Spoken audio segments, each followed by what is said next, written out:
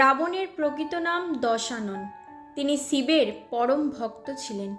সার্বক্ষণিক শিবের সান্নিধ্য পাওয়ার জন্য তিনি যখন কৈলাস পর্বতকে লঙ্কায় প্রতিস্থাপনের জন্য নিজ তপবল দ্বারা দুই হাতে তুলে নেন, তখন মহাদেব তার পায়ের বৃদ্ধাঙ্গুলি কৈলাসে স্পর্শ করলে রাবণের দুই হাত কৈলাস পর্বতের নিচে চাপা পড়ে যায়। রাবণ তখন প্রচণ্ড চিৎকার করতে থাকে এবং শিবকে শান্ত করার জন্য তিনি একটি সঙ্গীত রচনা করেন, যা পরে শিব তাণ্ডব নামে পরিচিতি লাভ করে। শিবের ক্রোধ শান্ত হয় এবং মহাদেব রাবণকে তার চন্দ্রহাস নামক খড়গটি উপহার দেন। এরপর রাবণ অতি উচ্চ মাত্রায় রোদন করতে থাকে এবং এই কারণে তার নাম রাবণ বলে পরিচিতি লাভ করেন।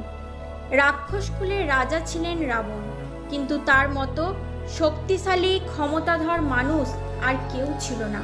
সেই কারণে তাকে বলা হতো লঙ্কাধিপতি দশানন। লঙ্কেশ্বর রাবণ ছিলেন বিপুল শক্তিধর, সুদক্ষ যোদ্ধা, সেরা শিবভক্ত। এছাড়া তিনি ছিলেন বিরাট জ্ঞানী ও বেদজ্ঞ পণ্ডিত। এত গুণ থাকা সত্ত্বেও শুধুমাত্র অহংকার তার পতনের মূল কারণ হয়ে দাঁড়ায়।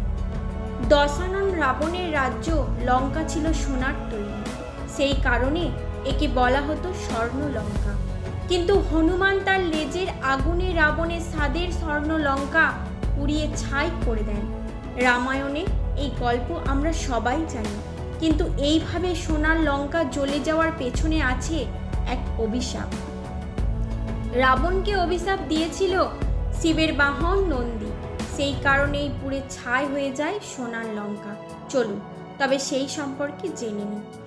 কখনো কারোর মনে আঘাত দেওয়া উচিত নয়, বিশেষ করে অসহায় দুর্বলের মনে আঘাত দিলে সেই দুঃখ বড় আকার ধারণ করে তা আমাদের কাছেই ফিরে আসে।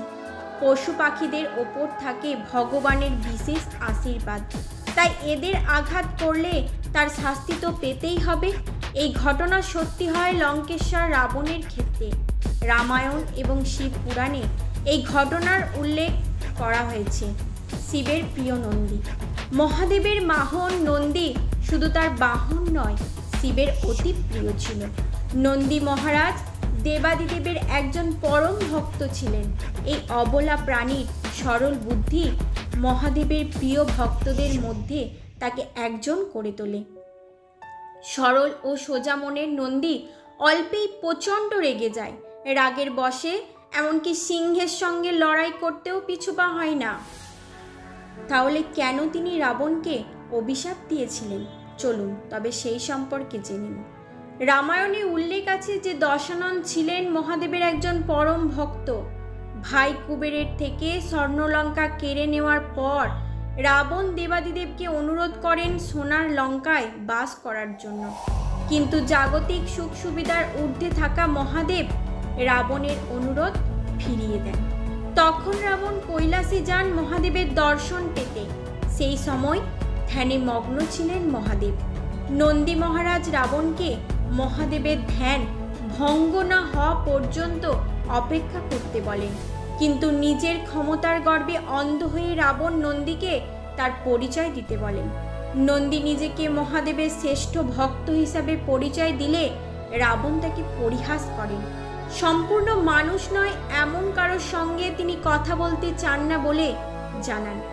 নন্দী তখন বলে যে মহাদেবের ভক্ত হওয়ার জন্য মানুষ হওয়ার প্রয়োজন নেই। শিব কখনো তার ভক্তদের মধ্যে কোনো ভেদাভেদ করেন না।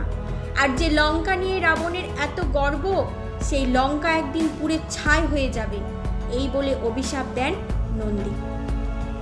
পরে হনুমান যখন তার লেজের আগুনে সোনার লঙ্কা পুড়িয়ে দেয়, তখন এই অভিশাপটি সত্য বলে প্রমাণিত হয়।